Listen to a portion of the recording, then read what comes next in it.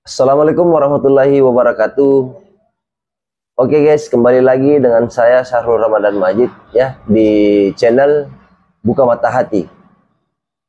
Sebelumnya saya mohon maaf guys karena sempat libur ya dalam mengupload video karena kemarin berpuasa, kerjaan juga lagi numpuk begitu. Tapi sebelumnya guys saya mohon yang sebesar-besarnya mohon didukung channel ini ya, bagaimana supaya channel ini bisa berkembang dan kita bisa saling melakukan berbagi pengalaman hidup, bagaimana caranya kita menjadi manusia yang lebih baik di channel Buka Mata Hati ini ya. Oke. Untuk tema kali ini saya akan membuat saya mengundang teman saya, saudara Fadel. Dan sekarang beliau sudah ada di tengah-tengah kita ini. Oke, kalau begitu kita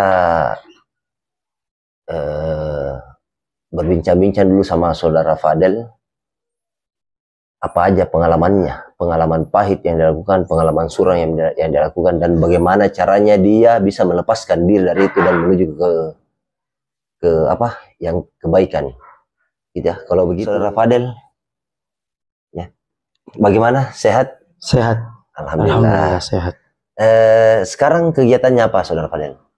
Alhamdulillah sudah kerja. Oh sudah kerja ya? Iya. Oke. Saya dengar-dengar ini dari teman, katanya saudara Fadel dulu pernah memiliki pengalaman yang sangat buruk begitu. Artinya yang terlarang lah. Yang saya mau ketahui di sini dan kita bisa berbagi pengalaman sama para penonton, bagaimanakah, apakah pengalaman apakah yang pernah dilakukan oleh saudara Fadel dan bagaimana caranya saudara Fadel melepaskan diri dari itu? Kalau bisa dipersilahkan. Awalnya kenapa sampai bisa terjerumus masuk ke dalam dunia itu dan bagaimana caranya, kapan bisa sampai terlepas dari dunia hitam tersebut? Oke. Assalamualaikum warahmatullahi wabarakatuh. Waalaikumsalam warahmatullahi wabarakatuh. Jadi saya ini sudah umur 25 tahun. 25 tahun ya? 25 tahun. Jadi waktu umur 15 tahun itu saya sudah sentuh narkoba. Narkoba ya? Narkoba. Astagfirullahaladzim. Sabu. Sabu-sabu. Sabu-sabu. 15 tahun, kelas 1 SMA. Kelas 1 SMA sudah mulai menyentuh itu? Sudah menyentuh sabu-sabu. Artinya sebagai pemakai atau? Sebagai pemakai. Pemakai ya? Pemakai. Kalau saya bisa tahu, apa yang menyebabkan saudara Fadel sampai tertarik ataukah sampai mau menyentuh barang yang namanya sabu itu? Apakah karena kehidupan dalam keluarga ataukah di lingkungan di sekitar? Biasanya kan begitu, ada kata pepatah, di mana kita bergaul itu biasanya kita mengikut arus, seperti itu. Coba bisa disampaikan. Jadi seperti ini, kan kalau masih muda itu orang rasa ingin tahunya besar. Oh seperti itu ya. Jadi saya awalnya itu coba mencoba ya, ikut-ikutan sama teman. Saya coba 1 kali shoot, dan dicoba-coba inilah awal mula hancur saya. Oh karena mencoba awal mulanya hancur. Iya. Jadi buat teman-teman yang ingin mencoba-coba barang narkoba, apalagi sabu, itu bukan suatu hal yang patut dicoba-coba. Itu bukan coba-coba, itu sabu. Karena kenapa? Efeknya luar biasa. Itu bisa membuat kita ketagihan seperti ketagihan. Saya terjerat dalam dunia begitu 10 tahun. 10 tahun ya? Sampai umur 25 sekarang. Alhamdulillah baru berhenti di bulan 12 kemarin. Di bulan 12 kemarin. Tapi memang benar-benar sekarang sudah vakum. Benar-benar sudah vakum, berhenti total. Berhenti total. Iya. Jadi kalau kita sebagai pemakai sabu itu, pemakai sabu berat ya, bukan yang hanya sebulan sekali, setiap gajian saja, setiap ada uang saja. Jadi saya dulu itu memakai sabu tiap hari. Setiap hari? Tiap hari. Pada saat itu sudah ada uang, nggak ada uang, tiap hari saya carikan jalannya bagaimana.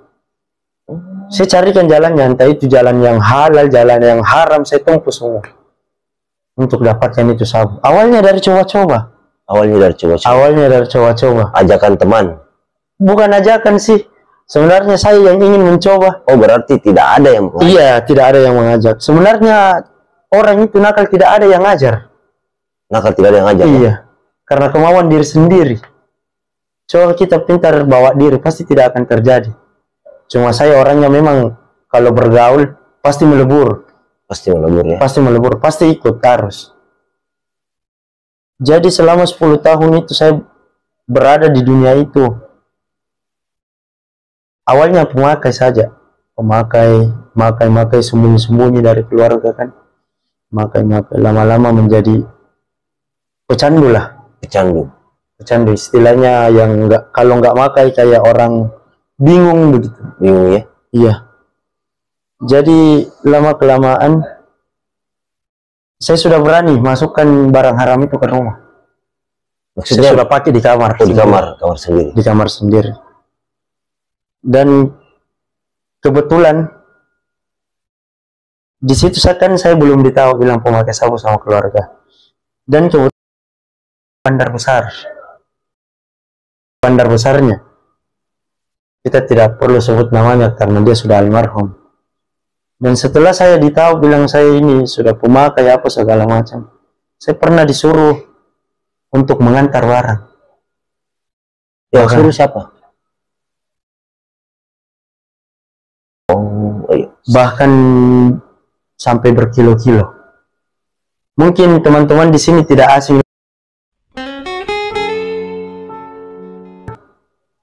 Dulu saya itu yang antar ke sana. 400 gram, 300 gram, 1 kilo, 2 kilo. Betul-betul pengalamannya ini ya, Saudara Fadil ya, dalam hal ini ya. Oke, kalau begitu dilanjut. Saya juga sebagai kuda istilahnya kan. Pengantar. Dan sebagai pengantar tahulah komisinya berapa tuh. Kalau saya sih, mohon maaf, saya tidak tahu komisi yang halal yang seperti itu. Jadi satu kali mengantar itu biasa saya dapat 10 juta.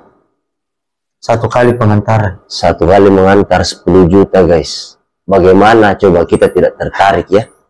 Jadi orang-orang yang betul-betul memang dia yang di kepalanya cuma duit, pasti akan dia lakukan. Oke, kalau saya boleh tahu Saudara Fadil, ini di dalam ini Saudara Fadil menjalankan sebuah bisnis terlarang ini yang mengantar atau menjadi pengedar segala macam seperti itu. Bagaimana caranya Saudara Fadil sampai bisa terlepas dari yang namanya seperti itu? Karena waktu 10 tahun itu tidak singkat ya. Apakah pernah Saudara Fadil sampai terjerat atau ketangkap polisi atau bagaimana? Apa disitulah Saudara Fadil sampai bisa sadar atau bagaimana lah jalannya? Saya cerita dulu sedikit. Jadi setelah saya itu beberapa tahun itu saya ikut omko. Semua ada, uang ada, motor di cash, cewek banyak. Tapi hati gelisah. Hati gelisah. Hati gelisah. Apa yang membuat gelisah? Tidak ada ketenangan. Oh, tidak ada ketenangan. Tidak ada ketenangan. Istilahnya apa? Kayak hampa begitu. Hampa ya? Iya. Dan setelah om saya meninggal itu, ya disitulah terpuruk saya. Sudah tidak ada lagi apa-apa. Ya disitulah awal mula saya menghalalkan segala cara bagaimana saya untuk mendapatkan sabu. Untuk mendapatkan itu barang. Untuk mendapatkan, untuk pakai itu barang. Saking kecanduannya saya. Rumah tetangga saya masuki. Saya rampok rumah tetangga saya. Masih hidup orangnya. Mungkin mohon maaf. Masih hidup orangnya. Dan bahkan rumah saya sendiri, saya menjati, saya rampok. Gitu ya. Saking parahnya. Saking parahnya. Saking parahnya efeknya. Iya, efeknya ini sabu, saking parahnya. Ini sabu ini merubah orang. Merubah. Artinya orangnya yang berubah atau pemikiran atau seperti apa? Atau sifatnya yang dirubah. Sifatnya ya? Sifat memang berubah. Dari awalnya yang pemalu menjadi pemarah. Pemarah. Awalnya yang pendiam menjadi pecicilan kata orang. Pecicilan. Iya. Sana sini minta kiri kanan. Tidak punya lagi rasa malu. Ini sabu ini, efeknya ini sabu. Merusak otak. Tidak sinkron otak dengan hati kalau sabu. Tidak ada kebaikan di dalam sabu ini. Jadi melepaskan diri di bulan 12 di tahun 2022 kemarin. Oh, berarti baru berapa bulan ya? Iya. Apa yang bisa sampai saudara Fadil ini bisa terlepas dari yang namanya barang sabu ini? Bisa sampai bisa meninggalkan? Apa yang membuat saudara Fadil ini sampai meninggalkan itu?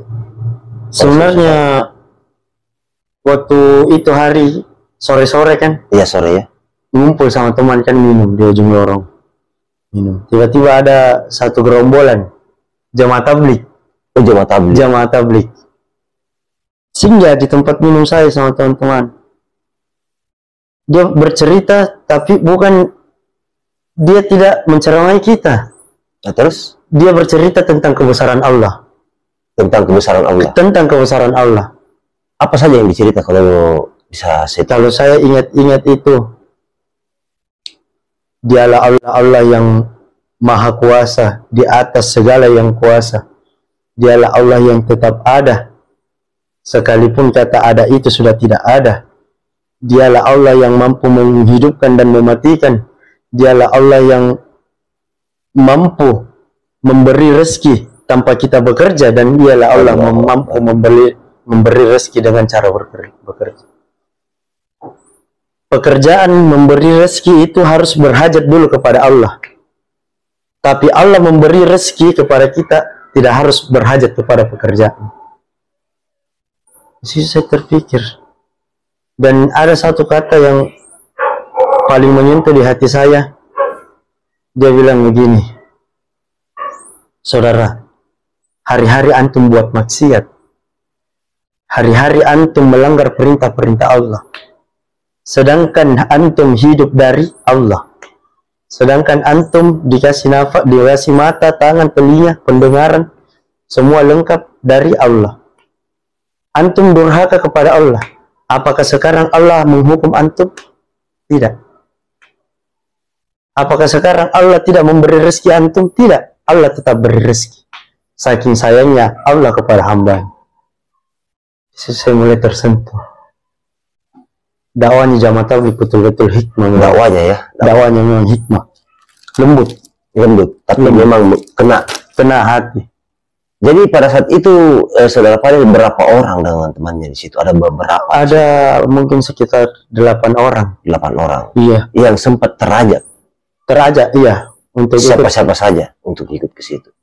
Nggak usah sebut nama tuh. Iya, ada beberapa orang. Ada 8 orang. Semua terajak semua. Semua terajak ke masjid mendengar taklim. Mendengar taklim. Dan alhamdulillah semuanya sekarang sudah berubah. Dan alhamdulillah semua sekarang sudah berubah. Sudah berubah ya? Iya, sudah berubah. Ada sudah yang di Jayapura, ada sudah yang di Jakarta, merantau, merintis usaha sendiri. Dan luar biasanya nih jemaah tabligh yang saya dari, artinya hidayah yang Allah berikan kepada saudara Fadil melalui jemaah tabligh. Iya, melalui jemaah tabligh. Melalui perantara itu ya. Iya. Awalnya saya tidak mengenal huruf sama sekalipun. Huruf apa itu? Huruf Quran. Hijaiyah ya, huruf Al-Quran. Iya, oke. Setelah saya ikut jemaah tabligh, alhamdulillah hampir semua juz 30 saya hafal. Juz 30 hampir semuanya dihafal. Hampir semua dihafal. Alhamdulillah. Mulai dari dari An-Naba sampai An-Nas. An-Nas ya. Luar biasanya ini jamaah tabligh. Jadi apa? Pelajaran yang bisa kita ambil di sini, tidak ada itu memang jalan yang hitam itu jalan yang salah lah toh. Iya. Tidak ada kebahagiaannya. Tidak ada kebahagiaan. Tidak ada kebahagiaannya. Ujung-ujungnya kita mau kemana? Betul. Kita mau kemana? Allah. Pasti akan pulang. Betul. Hidup ini dari Allah dan akan kembali ke Allah. Dan suatu saat percaya tidak percaya, yakin tidak yakin, suka tidak suka, pasti ini nyawa akan dicabut sama Allah. Akan kembali kepada Allah. Akan kembali kepada Allah. Suka tidak suka apapun yang kita kerjakan di dunia ini, sedetik pun itu ada pertanggungjawabannya di hadapan Allah. Astagfirullah. Itu yang membuat saya berpikir, untuk apa saya lakukan semua ini? Ternyata dunia ini bukan tempat pulang, tetapi tempat berpulang. Tempat berpulang ya. Tempat berpulang. Pulang, bukan tempat pulang, tetapi tempat berpulang. Ya, tempat berpulang. Jadi apa-apa yang kita kumpul di dunia, dengan cara yang halal kah itu, dengan cara yang haram kah itu, bahkan saya sendiri penghasilan saya kan sudah saya sebut tadi tuh, dengan saya 1 kali mengantar 10 juta, ternyata tidak ada gunanya. Tidak ada gunanya. Tidak ada gunanya di hadapan Allah. Malah membawa kesengsaraan. Malah membawa kesengsaraan. Astagfirullah. Kesengsaraan. Keluarga menjauh. Teman-teman tidak ada lagi yang mau mendekat. Bahkan keluarga sendiri satu rumah benci sama kita ketika kita konsumsi itu barang haram itu. Jangankan kita orang lain, satu rumah saja benci sama kita kalau kita konsumsi itu. Karena apa? Sifat yang dia ubah. Mungkin setelah konsumsi itu melawan sang orang tua. Iya, betul. Begitu. Melawan sekali. Jadi kalau saya ini kan pengalamannya saya sudah mendengarkan apa yang bisa dipetik. Nah, kalau bisa saudara Fadil ini menceritakan kepada para penonton setia dari Buka Mata Hati channel ini, pelajaran apa yang bisa dipetik dari situ? Jadi intinya, buat saudara-saudaraku yang di luar sana, adik-adikku terutama yang baru beranjak dewasa, kalau ada teman tak atau kakak-kakak yang ajak untuk coba-coba ini yang namanya sabu ini, saya garis bawahi sabu. Karena yang paling parah efeknya itu sabu jangan coba-coba. Untuk adik-adikku yang baru mau beranjak dewasa, jangan pernah coba-coba. Dan untuk leting-letingku saudara-saudaraku yang masih terjerat di dalam dunia begitu, berhenti. Tidak ada gunanya. Kita ambil contoh nih, banyak bandar besar, bahkan Freddy Budiman pun sekali Freddy Budiman pun, apa pesan terakhirnya sebelum ditembak mati? Buat generasi muda Indonesia, jauhi narkoba. Oh, itu Freddy Budiman siapa itu? Freddy Budiman kan itu bandar besarnya Indonesia. Oh, bandar besarnya Indonesia. Bahkan di rumahnya sendiri pabrik di rumahnya sendiri dulu ya. Iya, dulu. Itu pesan terakhirnya. Pesan terakhir beliau apa? Jauhi narkoba. Jauhi ya. Jauhi narkoba. Bahkan itu kata-katanya maknanya itu besar. Maknanya itu besar. Seorang bandar besar suruh menjauhi kita narkoba. Berarti tidak ada memang kebahagiaan di dalamnya. Meskipun berlimpah dengan yang namanya materi apa segala macam. Meskipun berlimpah dengan yang namanya materi segala macam. Karena itu selalu bertentangan dengan yang namanya aparat kepolisian. Betul. Dicari. Selama pekerjaan itu meskipun dia menghasilkan banyak uang, tapi bertentangan dengan hukum, pasti tidak lama. Pasti akan tercium ya. Pasti akan tercium. Sampai di mana? Betul. Lebih baik kita kerja halal saja, biar sedikit yang penting berkah. Sekarang kita cari berkahnya saja. Tidak peduli lagi berapa banyaknya, yang penting berkah. Banyak belum tentu cukup, tapi berkah sudah pasti cukup. Oke, saudara Fadil, kalau begitu mungkin sampai di sini dulu. Terima kasih untuk pengalaman yang sudah dibagikan ya. Oke guys, sampai di sini dulu. Mudah-mudahan apa yang diceritakan oleh saudara Fadil, adik-adikku atau saudara-saudaraku di luar sana yang belum pernah menyentuh yang namanya itu barang haram, jangan pernah untuk mencoba. Karena kita sudah punya satu contoh ini ya. Awalnya sih dia mencoba. Dan pesanku juga saudara-saudaraku yang masih terjerat sampai sekarang dengan barang haram itu, bertobatlah. Karena bukan apa ya saudara, sekarang dunia sudah tua. Gempa sudah terjadi di mana-mana. Iya. Kita tidak tahu umur kita sampai kapan. Dunia ini adalah persinggahan. Ya. Dunia ini tidak kekal, dunia ini tidak abadi. Dan yakin percayalah setelah kematian disitulah kehidupan yang kekal dan abadi. Apakah saudaraku usahanya di dunia sudah tersiksa di dunia, sudah tidak tenang di dunia, mau lagi pulang ke kampung tak nanti yang kekal nanti nih di sana di alam yang yang selanjutnya mungkin tersiksa di situ. Dan saya yakin kalau kita berdosa kepada Allah, kita bermaksiat kepada Allah, tempat itu adalah neraka. Sedangkan siksaannya di dunia saja, polisi-polisi dunia saja, nah bagaimana kalau sakitnya, ampun kalau cambuk yang begitu. Saya tidak pernah, alhamdulillah sih sampai sekarang, saya tidak pernah merasakan. Tapi kalau saya melihat biasa itu siksaan-siksaan yang ada di TV, ampun lihat itu cap. Bagaimana itu kalau dikasih siram masuk hidungnya untuk dikasih berbicara, disiram air. Bagaimana kalau kakinya dijepit dengan kursi. Itu yang saya, aduh, itu sakitnya bagaimana. Dan itu belum seberapa dengan hukumannya nanti Allah, pembalasannya Allah di hari kemudian. Jadi pesanku saudara-saudaraku, ini video dibuat bukan untuk mencari kejelekan, melainkan ini video saya buat ini, kita bisa di sini berbagi pengalaman. Bagaimana caranya kita melepaskan diri dari yang namanya jeratan pengalaman-pengalaman yang buruk menjadi ke kehidupan yang lebih baik. Ya, jadi itu. Oke guys, mudah-mudahan video ini bisa bermanfaat bagi saudara-saudaraku di luar sana. Kalau ada pertanyaan atau bagaimana bisa langsung ditulis di kolom komentar ya. Dan jangan lupa untuk like, komen, dan subscribe video ini agar channel ini bisa berkembang lagi dan kita bisa, dan doakan juga guys ya, mudah-mudahan dipertemukan oleh berbagai macam pengalaman-pengalaman orang-orang yang bisa kalian bisa petik dari sini.